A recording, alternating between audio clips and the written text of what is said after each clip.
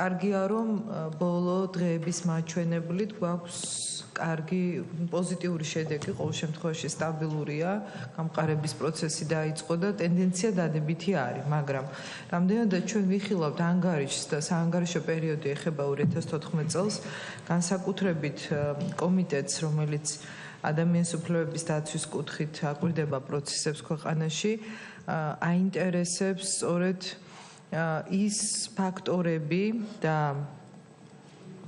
ბანკის მიერ განხორციელებული ქმედებები, რომელიც პირდაპირ უკავშირდება შემდეგ შედეგობრივი თვალსაზრისით ჩვენი მოქალაქეების უფლებრივ მდგომარეობას. ერთი რომ ჩვენ გვაქვს ახლა განსხვავებული კურსის რეჟიმი, ჩვენ გვაქვს მცურავი გასვლითი კურსის რეჟიმი, ერთი ეს და მეორე ჩვენ გვაქვს ახლა განსხვავებული შოკი.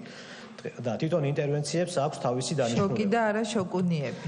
შოკი თავისი შინაარსით შეიძლება ცოტათი ნაკლები არის, მაგრამ დაახლოებით ანალოგიურია, როგორც ჩვენ გვქონდა 98 წელს რეგიონში და თვითონ დოლარის გამყარების ორივე ფაქტორი ერთმანეთს დაემთხვა.